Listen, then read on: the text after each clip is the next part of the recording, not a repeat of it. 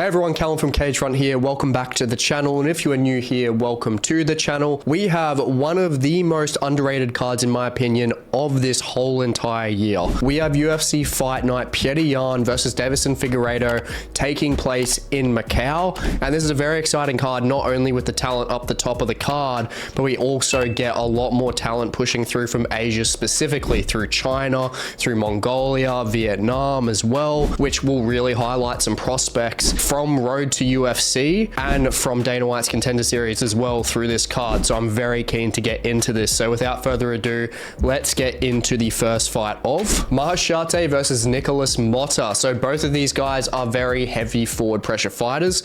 So it's a very good idea from the UFC to put these guys first up on the card to really gain interest straight away. Both of these guys are natural strikers. Maheshate, he's faster on the feet, but he's got poorer strike defense. And then Nikolas Motta, he's slower, but then he has the more experience overall out of the two of them when it comes to caliber of opposition. So they both have pros and cons to their game, just striking alone. Maheshate is the only one that's taken out Steve Garcia, which is very impressive, the way that Steve Garcia is performing at 145 now. And then Nikolas Motta took out Tom Nolan not too long ago as well. So there are impressive, obviously, points for both of them. And I think with this fight, we are going to be getting a finish early. I think with the volume and consistency throughout 3 rounds, though, I'm going to be preferring Maheshate in this one. I think Nikolas Motta, he's got a lot of power and he's dangerous at the start for sure, don't get me wrong. But I feel like as an overall pick, I think Maheshate just has the ability to get this done over 3 rounds, whether it's the second or the third. But I'm just going to take Maheshate with that strike speed difference to get it done either in the early second round, or the late first round, probably around there. I think that the problem is with Motta, especially if it goes deeper, even so, Motta slows down the deeper it gets into fights. So I think honestly, probably around that start of round 2, I think Maheshate is going to take this one. Now moving on to Quang Lee versus Xiao Long. Now Xiao Long, I honestly think is better than a lot of people do think. I mean, he's got the big record, 32 fights on his record. And honestly, with his first fight coming into the UFC where he fought Quang Lee, I honestly thought that he won that fight. I think he won that by decision. I think he just had so much aggression, so much pressure, and he was landing good shots as well, especially in the clinch. He's very good at getting clinch shots to the body, and he's just aggressive from start to finish. He honestly doesn't really have any stamina issues there whatsoever. Now, Quang Lee, he, on the other hand, he fought Chris Gutierrez, so he fought someone that's a way better caliber of opposition, but he pretty much got destroyed. I mean, he didn't really show anything in that game. Let's be realistic here. Chris Gutierrez just dog walked him. Now, when it comes to Long Xiao, being relentless, having that body work and that constant forward pressure, as well as a good gas tank, and you can see on the screen 10-0 with submissions. The guy is first and foremost a grappler, and he has just been improving and improving from the regional scene onwards with his striking. Now Quang Lee, obviously caliber of opposition there, specifically with Chris Gutierrez. His ground game in terms of his actual wrestling is very good, but I think that he is just a bit overrated, whereas Long Xiao is underrated. So I do think you're kind of understanding where I'm getting at here. Quang Lee has the wrestling, but ultimately when it comes to the striking and the BJJ base, I am preferring Long Xiao in this fight. But honestly, with Quang Lee, he is pretty defensively sound when it comes to those threats. Yes, he's been KO'd, TKO'd twice in his career, but obviously Long Xiao has as well. He's 3 times, but when it comes to their fight styles, I do think that Quang Lee will really try and utilize that wrestling base, really try and control Long Xiao. Long Xiao will try and get those positions over those submissions and then try and keep it on the feet as best he can. I think they just mismatch so much with their styles that I just see this going to a decision overall, and I think it's going to be Long Xiao's decision to take. Now moving up the card to Lone'er Kavanagh versus Jose Ochoa. Now this is going to be like the dark horse matchup of this whole entire card, because Lone'er Kavanagh, if you haven't seen him before, he's kind of been all over, like shunned all throughout Dana White's Contender Series after he got a beautiful left hook just kill shot on his opponent in that fight. He's got some power, and also along with that, we look at him stylistically. The guy's a K1 kickboxer, great body and leg kicks as well, very good head movement especially. He is a dangerous fighter on the feet. Then when we look at Ochoa, who is definitely less known, he is a fighter that is pretty well rounded overall. I mean, he's got one submission, but that was a freaking nasty standing guillotine choke that he got in his last fight. And when it comes to the feet, the guy's a bit of a dog. He's got very nice clinch knees. He's got a lot of power in his hands as well. Obviously 6-0 with KOs. And he likes the looping hooks a lot. So he really likes to generate power on those just looping, winding shots. But on a pure technical level, I'm definitely liking Lone'er Kavanagh striking better, for sure. I think he's just more tidy. He's got the head movement. He's very good at stepping in and out in a linear fashion, especially. And ultimately, this is actually very difficult to pick. Obviously, Lone'er does have like the favoritism on his side for sure with the odds and with just his popularity in general. And I do think Lone'er is going to win, but you can't count out Ochoa in this fight because he's got that dog in him. He's been tagged multiple times on the feet in the regional scene, but the strength that he has in clinch situations with those knees, he is very impressive, and he does have that KO power there. If Lone'er's not careful in that close range, he could get taken out. But I do think when it comes to just this on a technical level and their ground games not being super sought out, I'm going to be taking Lone'er Kavanagh, but by a decision here. I'm going to be taking him by a decision because I do honestly believe in Ochoa's durability, just in that dog that he has in him as well. And also probably the hesitation from Kavanagh when it comes to Ochoa's actual power. So I do think that this will probably be a 29-28 decision. I think Ochoa will get the better of the first round, but then Lone'er will carry through with rounds 2 and 3. Moving up the card to Carlos Hernandez versus Nyamjargal Tumendemberel. That is a crazy name that can barely even fit on the screen. But this guy, honestly, having to pronounce his name, it's honestly worth it because he is a prospect. This guy is good. Very good offensive ground threat. He lands over 4 takedowns a fight, and he has 5 submissions to his name, which are mostly chokes. I believe it's 4 rear naked chokes and 1 guillotine. But he also has the KO power as well. Obviously, he's only got 2 KOs on his record, but he generates very good power with the hooks and the overhands as well. And as I said in the intro, good new Mongolian representation in the UFC, which we haven't seen in a fair while. Just a good, well-rounded prospect. And honestly, even though he's not the most technical on the feet, this matchup it's a good pick for him because Carlos Hernandez, he's just not that great on the feet at all. I mean, we haven't seen much from him. He's sometimes good with his counter striking here and there, but he doesn't have that KO threat. Obviously, he's 0-1 with KOs. And look, Carlos Hernandez, he's fought better opposition overall, but I don't think that he's better than Nyamjargal or is UFC caliber, to be honest. I just don't see it. I mean, he's got decent takedowns, but against Nyamjargal with that wrestling base, I just don't think it's going to be that useful. The thing that is going to be useful for him is his scrambling ability.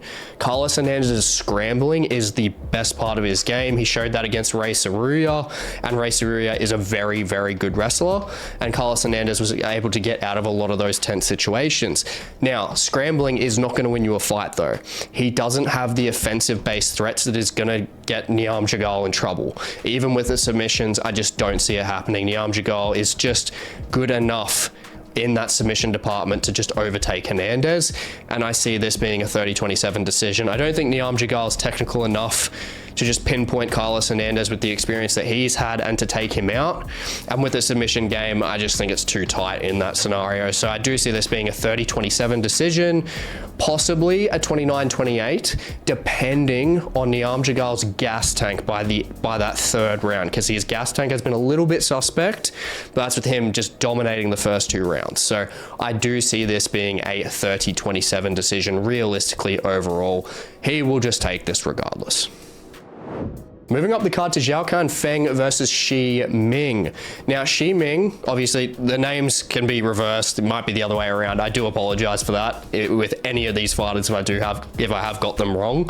But looking at Ming, she is pretty offensively sound on the ground. She's 6-1 with submissions. She's got pretty decent clinch control as well, just grappling against the cage. But aside from that, I don't think there's really much there. I mean, she's got like got a jab, but I mean, against Zhao Feng, who's got a 6-inch reach advantage here, it's just not looking good, to be honest. Feng is a very big straw weight. She's 5'7", 6-inch reach advantage, obviously, and has very nice leg kicks. She's got the jab there as well. She's got the 2, and ultimately, I just don't see Ming getting in range to really stifle Feng unless she can just completely just grapple her the whole 15 minutes. But ultimately, I think the odds are fair in this scenario. I think that Feng should be a 3-1 favorite. She uses very nice lunging straights as well, so that just creates even more distance. And I haven't seen Ming be able to counter effectively either, especially at that range that she's going to have to cover as well. I just don't see this being a very good showing for her when it comes to the feet. On the ground, obviously, there might be an opportunity for her, but Feng as well is almost a black belt.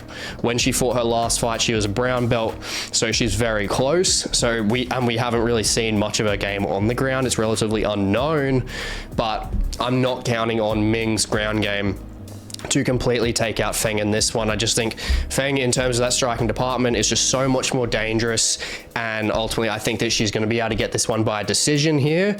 Obviously, Ming, she's experienced. She's experienced in a sense, and Feng isn't that fighter to really show that urgency to get the finish. And ultimately, I think that that's where it's going to be a decision. But if not, I could definitely see a round 3 KO TKO from her, but I'm going to go with the decision here. Unanimously, 30-27. Moving up the card to Kiru Sahota versus Donghun Choi. Now, Kiru Sahota, he is the underdog in this fight, and I can see it from his last fight. Very tentative, doesn't really engage that much when he feels like there's a very heavy wrestling threat, which did happen in his last fight in terms of just clinching and grappling. But Donghun Choi doesn't have a severe wrestling threat, and I think that that is where it's kind of undermined in terms of the odds and him being an underdog. And Kiru Sahota, he trains with Lerone Murphy out of the UK. He's Indian, but he trains with Lerone Murphy, so he's got high-level kickboxers around him, and is very long for the weight class. He's got a 6.5-inch reach advantage in this fight as a kickboxer. Very nice body kicks as well. The thing that I'm not a fan of with him is the head movement. I'm definitely not a fan of his head movement. He's kind of one of those natural tall strikers that just tends to really get comfortable with his range and doesn't have to really feel like he has to move his head off the center line, which has got him in trouble before. Obviously not taken out, but he has gotten in trouble. And doing that against Donghun Choi, he's 3-0 with KO TKOs, but the guy does have power, and he is a dog as well. So looking at Choi, I do understand why he is the favorite, because he has definitely got the dog in him. I mean, his last fight was just a lot more exciting than Sahota's, and that could obviously add into the favoritism here when it comes to the odds as well. I mean, he got busted up very badly in the first round and then came back very strong. So he's got that dog in him. He doesn't really have cardio issues as well. But the big issue is if Kiru Sahota can actually maintain distance and pick him apart with the jab, which he does have a good jab, Donghun Choi bleeds pretty easily. And that's where, in terms of a judge's favor, that could be a real issue. But then also at the same time, it depends on Sahota's mentality. That's where I don't like this fight in terms of betting circumstance, because Sahota's urgency and his takedown defense is what has to be in play in this fight, because Donghun Choi will try for takedowns and he will not slow down. So that's where it could honestly possibly be a split decision. But I do think that Sahota will be able to get this one done. I think he'll just be able to get it done, but it does depend on that urgency, which I think he will have. He's got to tighten up that takedown defense as well. But I honestly think with Choi closing the distance well and threatening on the ground, I think that he can take around for sure. But I think when it comes to the volume and just piling on visible damage, I think that's where Kiru Sahota will get the nod from the judges in this one. But it's arguable that Choi could definitely steal this, but I'm going with the underdog kickboxer on this one. Moving up to SuYoung versus Baergeng Jieleyisi. Now, Yu is definitely stronger when it comes to actual offensive wrestling. Very good timing on his takedowns, and he's very good at snatching up single legs and very good with his ground transition as well. He's a BJJ black belt, and he has actually got pretty decent striking as well, mainly with his right hand. He's got a very good check right. Whenever an opponent comes in and strikes, he either uses the check right or he changes levels and gets that snatch single. So he's got options there, but his strike defense is not the greatest. And when we look at Jieleyisi, he is a takedown artist as well, who is probably honestly as credible when it comes to the takedowns and the transitions. He's more of a double leg artist, whereas Yu's a single leg artist. But looking at Jieleyisi, he has more of an aggressive submission game, better ground and pound, and I just think offensively he is just better overall. I think he's just more dangerous. He's a little bit more competent on the feet, and I think that this is where it could honestly be a pretty clean decision for him when it comes to control and damage and submission based threats as well. And I think that ultimately, I think that's where an underdog pick could really shine in this one, and that's why I'm going for Jieleyisi here in this one. Moving up the card to Zhang Mingyang versus Ozzy Diaz. This is a fight that I'm definitely keen for because someone is going to be going to sleep in this fight. Looking at Ozzy Diaz, he is someone that is really trying to push through and really get his name known in the UFC, because he got taken out by Joe Pyfer on Dana White's Contender Series, and he was a slight favorite against Joe Pyfer in that fight, but he did get chinned. Now this is his redemption arc, because he can just bypass Dana White's Contender Series and get straight in against Zhang Mingyang, who is a finishing machine. So this is a huge moment for him.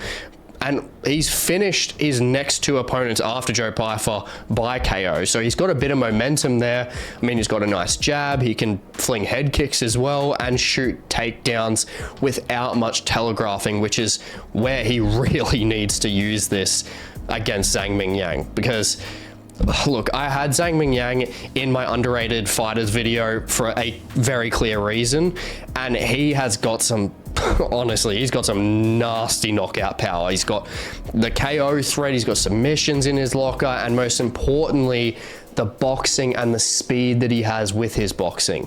And just like it was against Pyfer, Diaz struggled with the speed, and Zhang is just a freight train that has that speed. And Ozzy moving up in weight might not make him any quicker. Obviously, he fought Pyfer when it came in middleweight, and moving up to light heavyweight now, he might not be quicker. Obviously, his chin could naturally be rejuvenated because he doesn't have to weight cut, but I just don't think that that's going to be there for him, because against a guy like Zhang, doesn't matter what weight class you're in, this guy can chin you.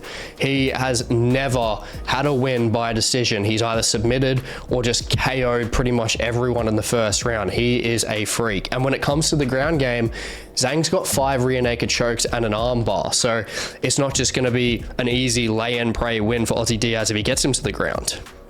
So I just don't see a lot of options here for Ozzy Diaz to get this one done, unless it's by a Hail Mary KO shot in a crazy exchange in the first round. But I think if they're getting into an exchange, I think Zhang is going to be taking it.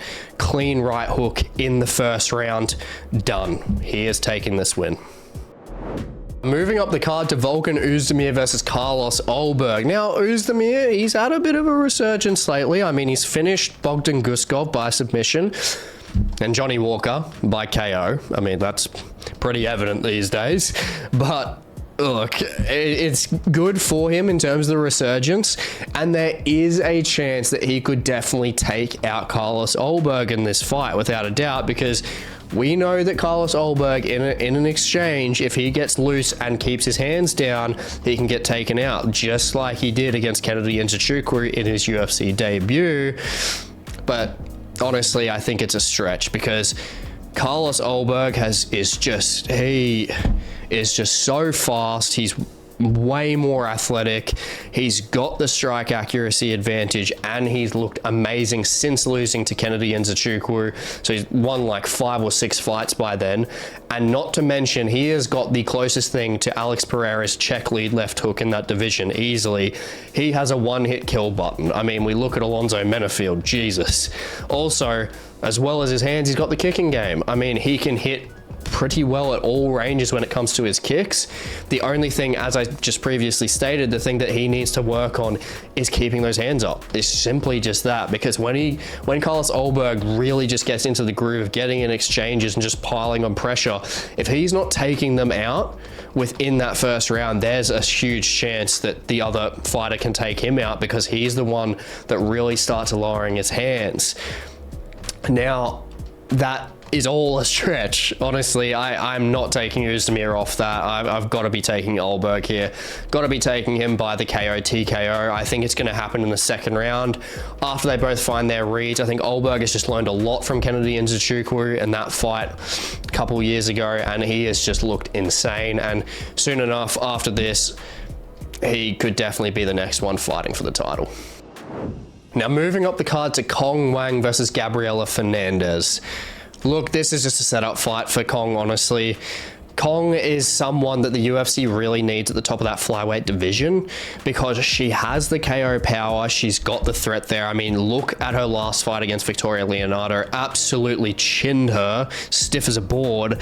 Just like, I mean, the only fight that I can really think of that's like close to that in terms of finishing capabilities when it comes to women's MMA, at least in flyweight, is like Valentina Shevchenko chinning Jessica Eye with the head kick. And when we look at Cong and her stock, I mean, even there's a storyline with Valentina Shevchenko in that Cong actually beat Valentina in a kickboxing match back in, I believe it was in 2015. So there's a storyline there as well. She's undefeated in MMA.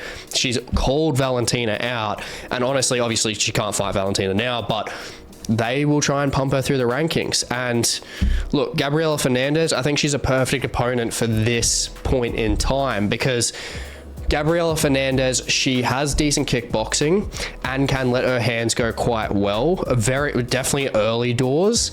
And she's also got that question mark of, can she be finished? Because she has never been finished so far, but Fernandez is just not skilled enough to deal with Cong's striking. It's just simple as that. I mean, she might be able to keep her at bay in the first round, but Cong is just, she's going to put her lights out in the second or third round. I think it really depends on Fernandez's gas tank, because that is the huge liability here. I mean, her gas tank is pretty shitty when it comes to that second to third round. I mean, when she fought Carly Judas in her last fight, she had the last round stolen from her. She was doing very well in the first and second, but then the third round was stolen from her because she was so badly gassed in that fight.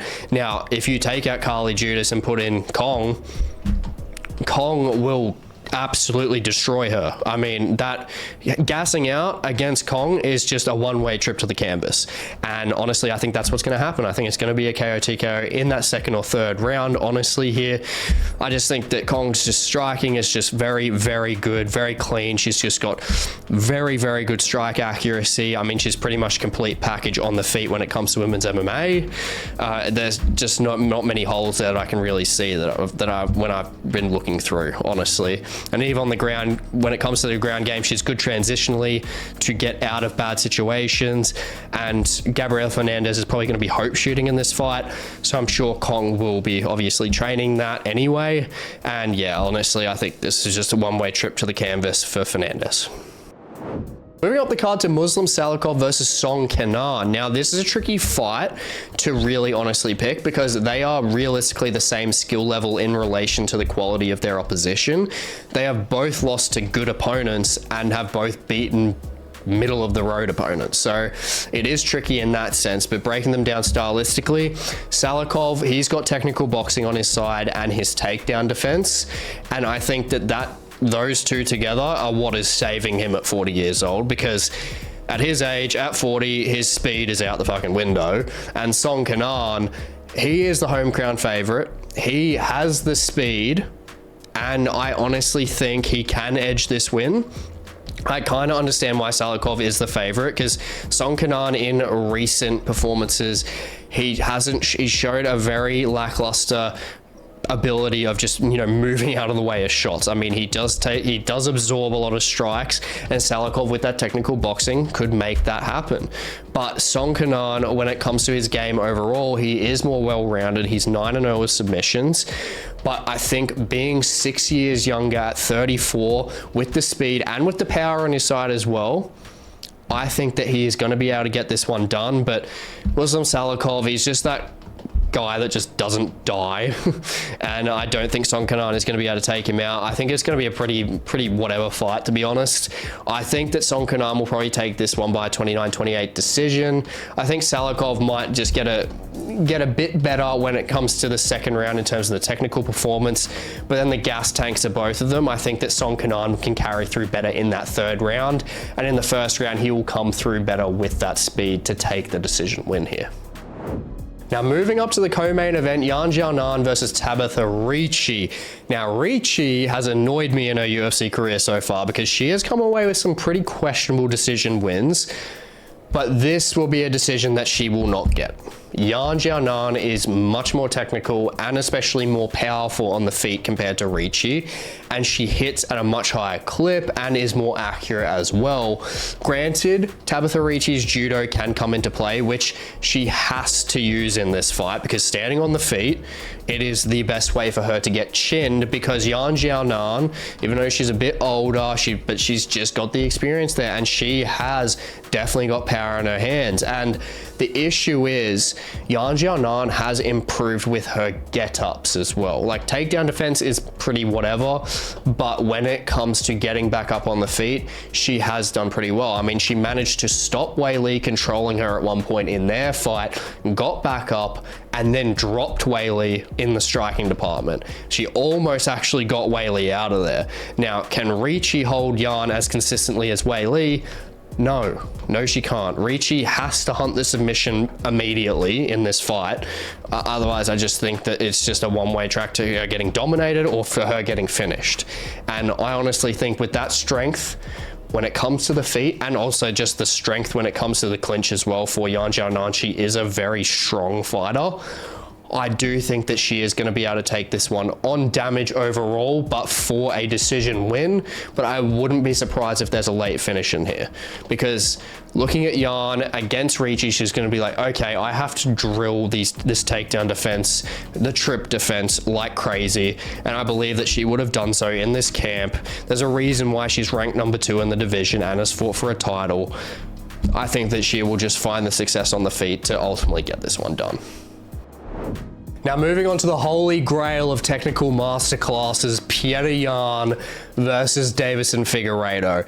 Thank the Lord that this one got made. This is one of my most anticipated fights of the year, without a doubt. The skill ceiling in this matchup is just through the roof. I mean, these guys, I could honestly talk about this matchup for hours, but if you do want a more in-depth breakdown on this matchup specifically, definitely check out my best matchups to make video on these guys. It's best matchups to make in every single division, but looking at this short and sweet, we know Petr Yan is one of the most technical boxers in the UFC, no question. He's got great takedown defense, and physically, which is almost never the case, he's actually the larger fighter out of the two, just in terms of those actual statistics. So Deiveson Figueiredo is more dense, but seeing how his style matches up against someone that is technically smaller, or technically the same size as Figueiredo, will be very fascinating. Now, Yan has the technical striking advantage over Figgy, but Figgy has the power.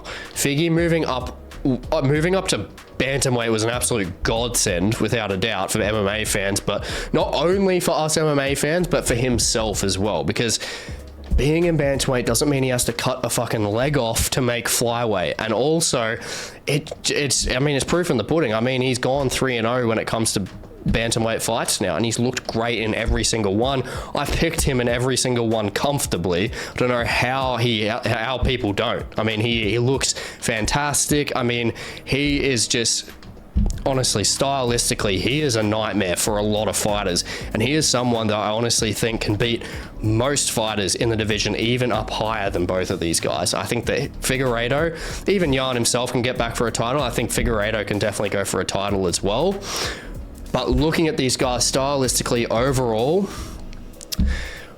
and I've just said it, but I'm going to be taking Petr Yan by the decision here. I think in terms of Deiveson Figueiredo and a lot of matchups, when it comes to any of the fighters up there, like Merab, like even Umar in a sense as well, I think Deiveson Figueiredo can find more success against them than he can against Petr Yan, because Petr Yan stylistically, he is the most conservative fighter that is just obsessed with 5-round fights. This guy lives and breathes them, and that is where it's going to be very difficult for Figueiredo in terms of really taking advantage of Petr Yan, especially through those late rounds. I think it's going to be very difficult for him. But don't get me wrong, I think the odds are absolutely ridiculous. I think this should be a lot tighter. There's no way Figueiredo should be a 3-1 underdog. But looking at Petr Yan, and we look at obviously how this matchup plays out, the defense is the key in this fight. His strike defense to stray away from Figgy's power shots, counter through his stance switches to cover distance as well, while also being the naturally bigger fighter technically. It just has a lot of advantage for him in this one in particular, because Figueiredo is not someone that is going to be able to bum rush Yan like Merab can. No one can do what Merab can do, and that's the only way that Jan's really been properly stopped. And Deiveson Figueiredo, great fighter, but he does not have that wrestling gas tank to do that. There's just no chance.